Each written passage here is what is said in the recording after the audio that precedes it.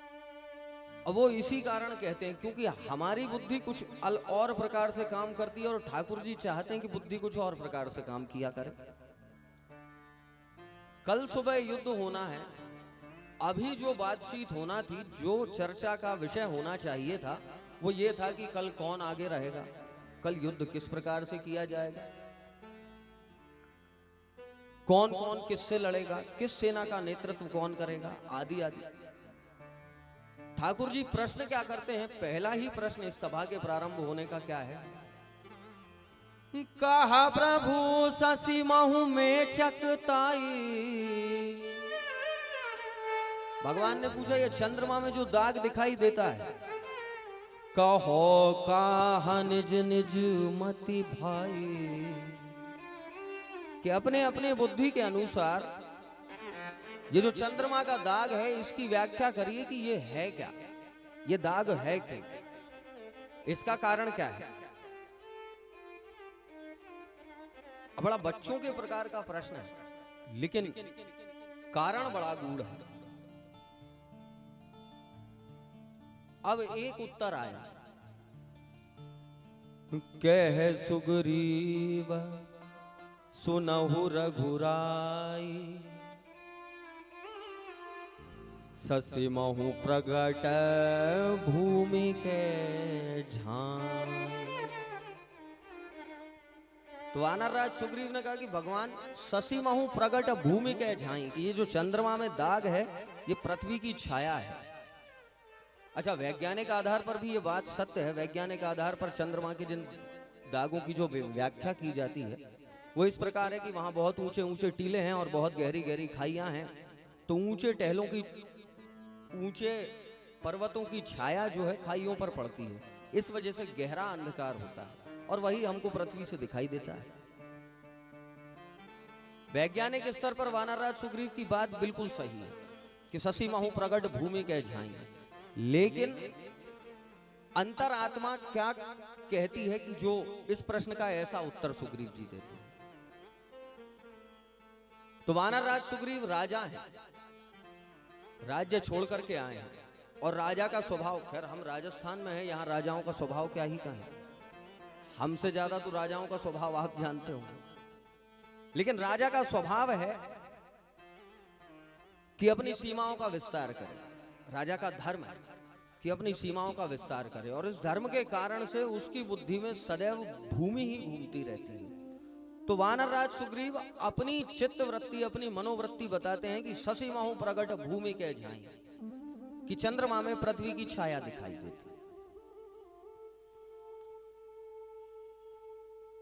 अब कोई और उत्तर आया, भगवान ने यहां वहां देखा कि कोई और है कहने वाला, कोई उत्तर देने वाला, तो अगला उत्तर आया, मारे हुराहू शशि कहा कोई, उरमहू परी श्यामता सोई। मारे हु राहु शशि ही कहे कोई, किसी ने कहा कि राहु ने प्रहार किया है चंद्रमा पर। अच्छा, बाबा तुलसीदास जी ने नाम नहीं बताया कि ये पात्र हैं कौन। तो मारे हु राहु शशि ही कहे कोई, उर्महु परी श्यामता सोई, की उस वजह से चंद्रमा के हृदय स्थल पर वो जो चोट का निशान है, देखिए शरीर की चोट उतनी अधिक नहीं होती, ना उतने अधिक समय तक रहती जितनी मन की चोट होती है। तो चंद्रमा के मन पर यह प्रहार है, चंद्रमा के मन पर यह चोट का निशान है, चंद्रमा के मन पर यह नील है। उर्महु पर ही श्यामता सोई, तो ये उसके मन की श्यामता है। अच्छा, अब ये पात्र कौन है? तो ये पात्र है विभीषण। विभीषण के बुद्धि में ये बात सदैव घूमती रही कि रावण ने जब कुंभकर्ण से भेंट हुई तब भी विभीषण ने कहा कि तात लात रावण मोहे मारा। तो विभीषण के उर में वो श्यामता है जो चोट का निशान है। अब भगवान ने फिर यहां वहां देखा कि कोई और उत्तर, तो अगला उत्तर आया को कहा जब विधि रति मुख कीन्हा, सार भाग शशि कर हर लीना। छिद्र सो प्रगट इंदूर माही, तेहि महा देखिया नभ पर छाई। कि को कहा जब विधि रति मुख कीना, विधि अर्थात ब्रह्मा जी। रति कौन? तो रति कामदेव की पत्नी है, ब्रह्मांड में सबसे सुंदर है रति। तो को कहा जब विधि रति मुख कीना, जब विधाता ने ब्रह्मा जी ने रति के मुख का सृजन किया, जब ब्रह्मा जी ने रति के मुख का निर्माण किया, तो सार भाग शशि कर हर लीना, कि चंद्रमा के सार भाग का हरण करके और रति का मुख बनाया। और छिद्र सो प्रगट इंदूर माही, कि इस सार भाग के अपहरण करने के कारण से जो चंद्रमा के हृदय में छेद हुआ, ते ही महा देखिया नभ पर छाई। उसमें से आकाश की परछाई दिखाई देती है, छाया दिखाई देती है। अच्छा, अब ये पात्र कौन है? तो रामचरितमानस में किसके सार भाग का अपहरण हुआ? तो ये पात्र अंगद है, अंगद के सार भाग का हरण। ये बात कभी प्रकट में तो नहीं कह सकते कि किसी से सामने कह देते कि नहीं चाचा जी राजा तो हमको बनना था और आप बन गए। तो ये बात प्रकट में तो नहीं कह सके, लेकिन हृदय में सदैव रहे कि बाली की मृत्यु के बाद राजा बनना था हमको, और सुग्रीव जी राजा बना। सुग्रीव जी राजा बनना भी चाहते थे। इसका प्रमाण पहले भी है कि राम जी ने कहा कि तुम राजा क्यों बने? तो सुग्रीव जी ने कहा कि मंत्र न पुर देखा बिन साई, दीने हूं मोह राज बरिया, कि मुझे जबरदस्ती राजा बनाया। अंगद उस समय ना कह सके, लेकिन हृदय में बात रही। तो आज जब भगवान ने चंद्रमा की श्यामता के विषय में चर्चा की, तो वो हृदय की बात बाहर निकल के आई। को कहा जब विधि रति मुख कीन्हा, सार भाग शशि कर हर लीना।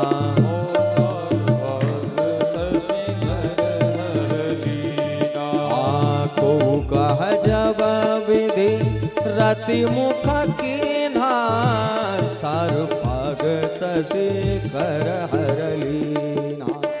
सार भाग शशि कर हर लीना। छिद्र सो प्रगट इंदूर माही,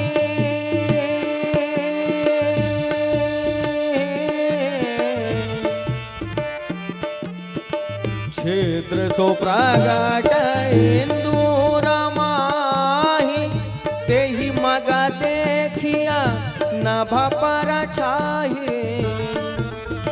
तेहि मग देखिया नभ पर छाही, तेहि मग देखिया नभ पर छाही।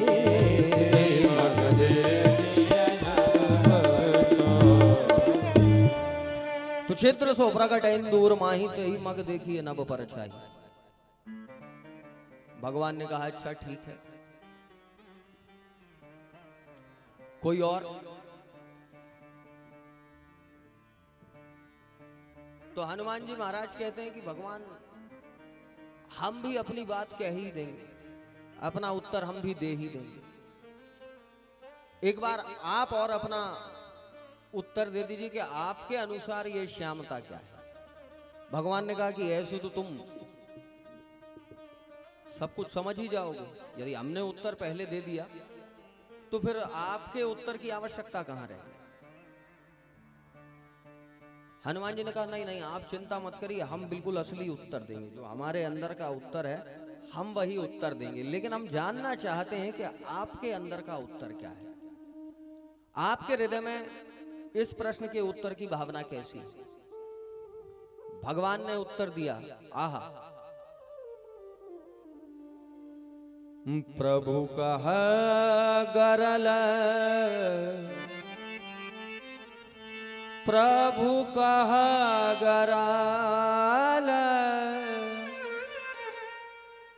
बंधु शशि केरा,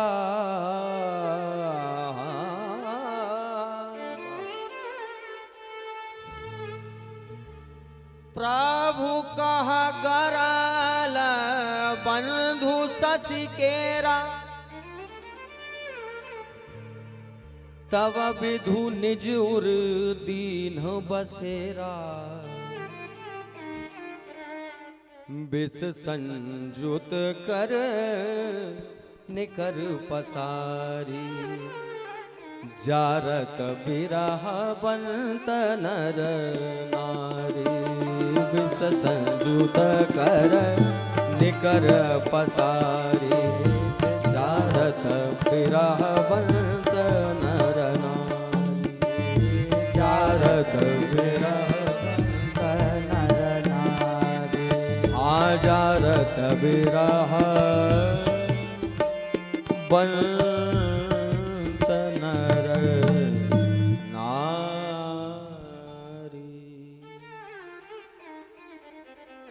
भगवान ने उत्तर दिया, प्रभु कह गरल बंधु शशि केरा, कि चंद्रमा का भाई है विष। अच्छा, चंद्रमा का भाई विष कैसे हो गए? तो समुद्र मंथन में जब नवरत्नों का प्राकट्य हुआ, तो समुद्र मंथन से ही चंद्रमा प्रकट हुआ, और इसी समुद्र मंथन से ही गरल प्रकट हुआ, विष प्रकट हुआ, हलाहल प्रकट हुआ, जिसको करालम महाकाल कालम कृपालम बाबा भोलेनाथ अपने कंठ में धारण करते हैं। तो भगवान ने कहा कि चंद्रमा का भाई है जहर, चंद्रमा का भाई है विष, गरल, और अपने भाई को चंद्रमा ने अपने हृदय में स्थान दिया, और विष संयुत कर निकर पसारी, कि इस विष के कारण से जो चंद्रमा की किरणें आती हैं, जारत विरह वंत नर नारी, ये विरह वंत्र स्त्री पुरुषों को जलाती है। दो प्रकार की मनोवृत्ति भगवान श्री रामभद्र सरकार ने प्रकट की, कि एक वियोग तो किसका? भरत जी महाराज। भारत सरिस को राम सनेही, जग जप राम, राम जप जेही। तो ये भरत जी का वियोग भगवान के हृदय में है, और विष संयुत कर निकर पसारी, की चंद्रमा की किरणें उसी विष से जो उसके हृदय में अपने भाई को स्थान दे रखा है, गरल को, उससे मिश्रित होकर जारत बिरह वंत नर नारी। प्रमाण भी श्री सुंदरकांड में है कि सीता माता कहती हैं त्रिजटा से, पावक मैं शशि स्रवत नागी, कि चंद्रमा अग्नि के समान व्यवहार कर रहा है, पावक मैं, शशि स्रवत नागी, अग्नि ठंडी नहीं है, पावक मैं शशि स्रवत नागी, जानहु मोहे मान हत भागी। अच्छा, एक बात देखने योग्य है, जैसा हम पहले कहना चाहते थे, अधूरी बात कह सके, वो बात पूरी करें, कि भगवान के साक्षात्कार के बाद भी कई ऐसे हैं जिनको मुक्ति नहीं प्राप्त हुई। हाँ, वैसे तो भगवान के साक्षात्कार का फल है, जब कथा का ही फल ऐसा है,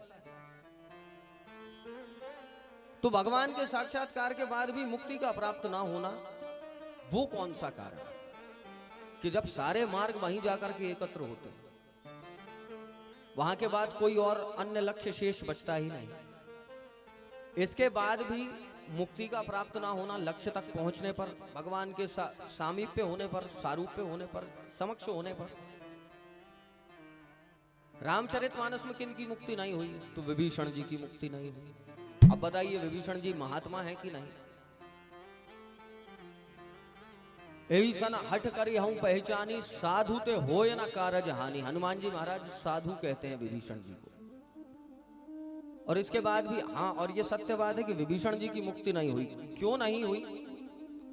यही चित्तवृत्ति, जो चित्तवृत्ति अभी थी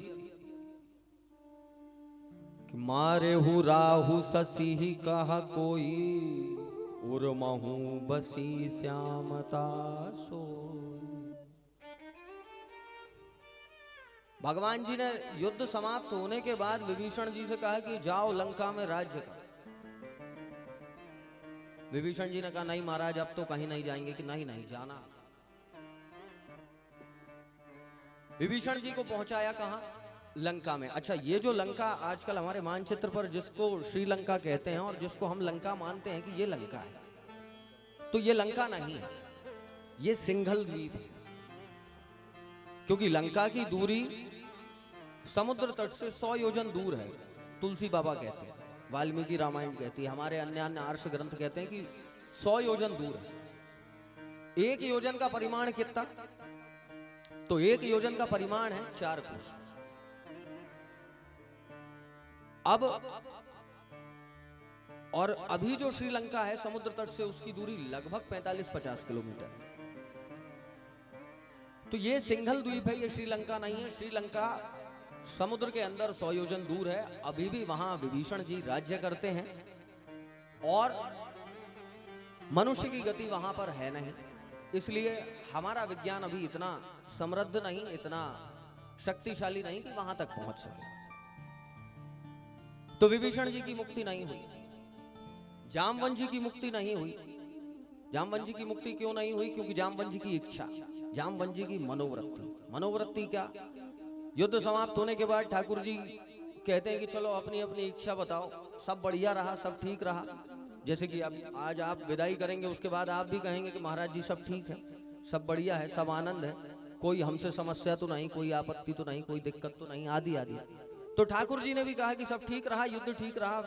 जामवंत जी ने कहा सब युद्ध तो ठीक रहा, एक बात थोड़ी कमजोर रह गई।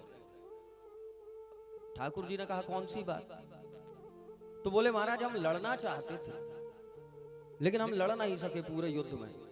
हम सिर्फ नेतृत्व ही करते रह गए, हम सलाहें देते रह गए, आपने हमको वृद्धों वाला कर्म सौंप दिया।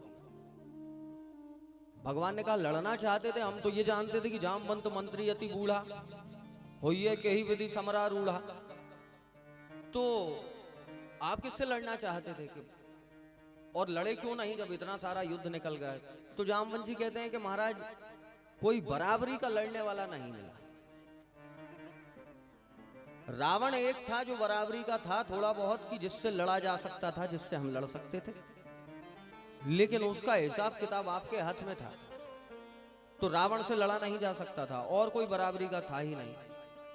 तो त्रेता युग के बाद जामवंत जी की मुक्ति नहीं हुई। भगवान ने कहा आपकी ये इच्छा हम द्वापर युग में पूर्ण करेंगे। और जब जामवंती से विवाह हुआ तो भगवान श्री कृष्णचंद्र का और जामवंत जी का युद्ध भी हुआ। तो मल्ल युद्ध हुआ, काफी समय चला। और उस समय जब जामवंत जी ने कहा कि हाँ अब आनंद आया। कुल मिला के हमारी मनोवृत्ति क्या है? कथा सफल है तो कथा तक कब सफल है? कथा तब सफल है जब कथा के पंडाल में बैठे कथा सुनने वालों की मुक्ति हो जाए। ऐसा ही तो शास्त्रों में कहा गया। गोकर्ण जी ने जितनों को कथा सुनाई सबकी मुक्ति हुई।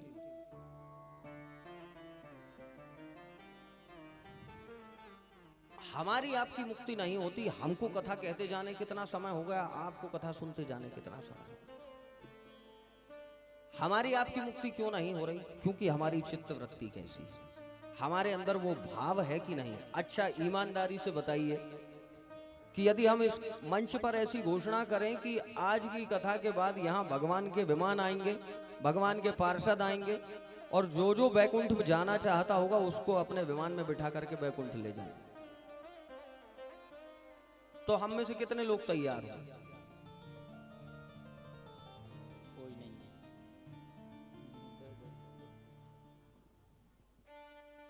देखिए हाथ तो उठ गए, हाथ तो उठ गए, एक दो की गारंटी भी ली जा सकती है, हाँ ये भी सही है, लेकिन बाकियों की गारंटी तो नहीं ली जा सकती। और कई सारे तो हाथ भी नहीं उठे, और बाकियों की आपकी किसी की गारंटी क्या लें, हम खुद ही नहीं जाएंगे। महाराज जी की कथा 3 तारीख से है जी, बैकुंठ चले गए तो कैसे कहें, तो हम खुद ही नहीं जाना चाहेंगे, कारण हमारे भाव की कमी। हमें नाम फल नहीं देता, हमें कथा फल नहीं देती, हमें अनुष्ठान फल नहीं देता, हमें पूजन फल नहीं देती, हमें दर्शन फल नहीं देता, हमें मंदिर जाना फल नहीं देता। क्यों नहीं फलीभूत होता? और वो इसीलिए नहीं फलीभूत होता क्योंकि हमारा भाव वैसा नहीं। भाव कैसा होवे,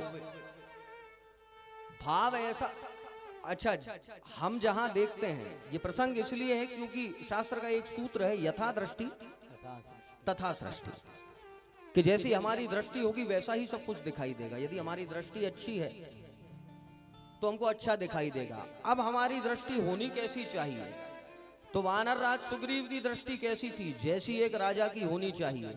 लेकिन क्या भक्त की दृष्टि थी? तो नहीं। को कहे उसके बाद अंगद जी की दृष्टि कैसी थी, अंगद जी की मनोवृत्ति कैसी थी? जैसी होनी चाहिए थी तैसी थी, लेकिन भक्त जैसी थी। विभीषण की चित्तवृत्ति कैसी थी? तो जो बीता, जो सहन किया, वैसी चित्तवृत्ति थी। अब हमारी चित्तवृत्ति कैसी हो, तो जैसे जैसा जीवन हम जीते आए हैं, इसमें जितनी जैसी समस्याओं से हम जूझते बीतते आए हैं, हमारी दृष्टि सिर्फ उतनी ही है, वैसी ही है। लेकिन हनुमान जी की दृष्टि बड़ी विशेष। हनुमान जी क्यों विशेष है? तो हनुमान जी इसलिए विशेष हैं कि उस चंद्रमा के दाग की व्याख्या हनुमान जी महाराज किस प्रकार करते हैं। कह हनुमंत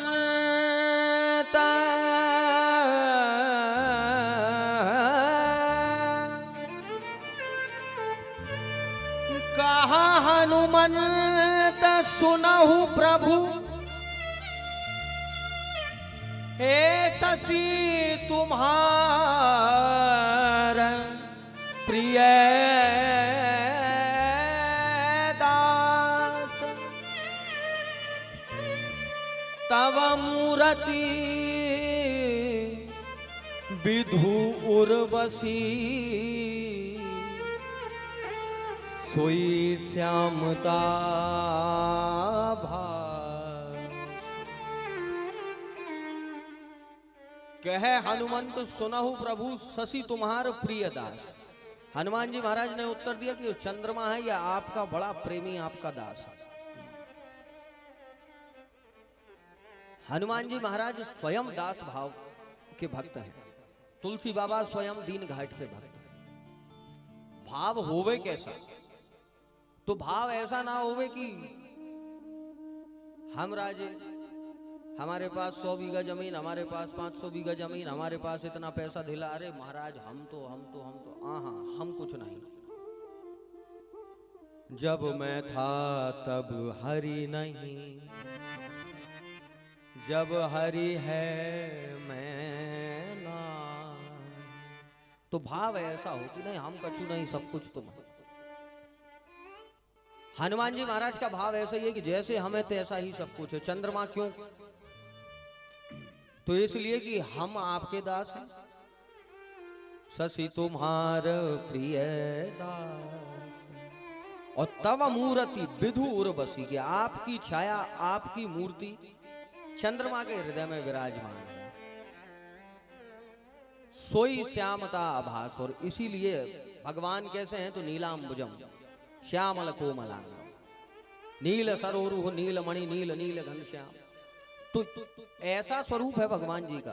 तो यही नीलिमा, यही कालीमा चंद्रमा के हृदय में है। हनुमान जी के हृदय में स्वयं ठाकुर जी हैं, तो चंद्रमा के हृदय में ठाकुर जी दिखाई दिए।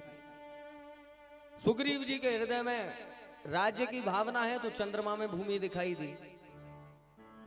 विभीषण के हृदय में चोट का निशान है, तो चंद्रमा पर नील दिखाई दिया, चोट का निशान दिखाई दिया। अंगद के हृदय में छेद है कि हमारे सार भाग का अपहरण हुआ, तो चंद्रमा के हृदय में भी छेद ही दिखाई दिया। हमारा भाव कैसा होगा? तो हमारा भाव हो हनुमान जी के प्रकार का। हनुमान जी जैसा भाव तो संभव नहीं, लेकिन हनुमान जी के प्रकार का हो, उस मार्ग का भाव हो, उस रास्ते का भाव हो। यही कथा की फलश्रुति है कि मुक्ति तो परम निश्चित है। बारक नाम मरत मुखावा, एक बार सिर्फ रावण ने नाम लिया भगवान जी का। नाम का प्रभाव ही इतना है कि एक बार नाम लेने से तरण तारण हो जाए। पूरे ब्रह्मांड में कोई भी, पूरे ब्रह्मांड में इतना पाप विद्यमान नहीं है। जितने प्राणी हैं पूरे ब्रह्मांड के, सब मिलकर के पाप करें तो भी इतना पाप नहीं कर सकते जो एक बार नाम लेने से नष्ट ना हो जाए। इतना पाप नहीं कर सकते। तो एक बार भगवान के नाम को लेने से इतना प्रभाव भगवान के नाम का है। बस वो एक बार नाम लेने का तरीका क्या हो, सो वो भाव ये हो कि चराचर भगवान को ही देखा जाए, चराचर भगवान ही देखे, चराचर भगवान की सत्ता का ध्यान रहे, अपना ध्यान ना रहे। और हनुमान जी महाराज के खुद का ध्यान नहीं रहता, हनुमान जी महाराज को बस एक ही ध्यान रहता है। तो वही ध्यान आप हम सब मिलकर करते हैं। और उसके साथ इस वाणी को विराम। बहुत आनंद आपके बीच में कथा कह के आया, बहुत धन्यवाद। आपने बड़े मन से सुना, आपने बड़े आदर पूर्वक सुना।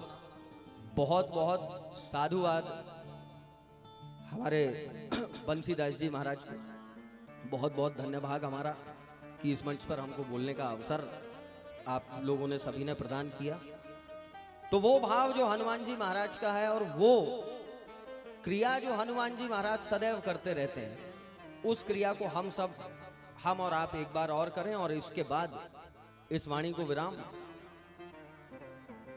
हे श्री राम जय राम जय।